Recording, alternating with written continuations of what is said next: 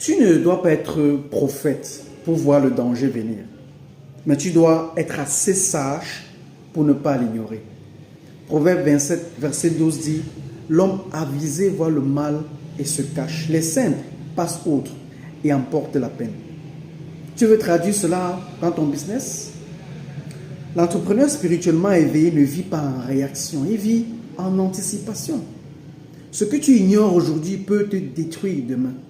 Dieu n'appelle pas ses disciples à marcher les yeux fermés. Il les appelle à être sensibles à sa voix, à reconnaître les petits signaux, à ne pas banaliser les alertes qu'il leur donne.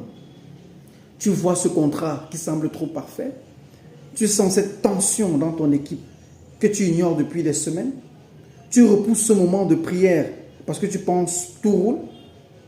Et si Dieu essayait de te parler par là? L'homme avisé ne prie pas seulement pour des miracles. Il prie pour une conscience affûtée. Dans la Bible, Noé en est l'exemple parfait.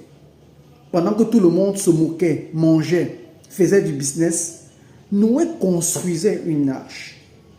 Pourquoi? Parce qu'il avait vu. Pas avec ses yeux, avec son esprit. Et quand la pluie est tombée, il n'était pas en panique, il était prêt.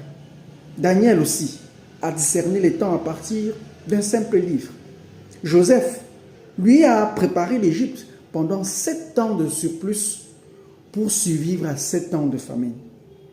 Dieu ne prévient pas ceux qui brillent, il avertit ceux qui écoutent. Alors, en tant qu'entrepreneur chrétien, je te pose une question simple. As-tu développé assez d'intimité avec Dieu pour qu'il puisse te souffler par ce contrat, pas cette saison? Cache-toi, prépare-toi, parce que les simples passent outre et en payent le prix. Mais l'homme avisé, il ralentit, il prie, il ajuste, il se cache parce qu'il a vu.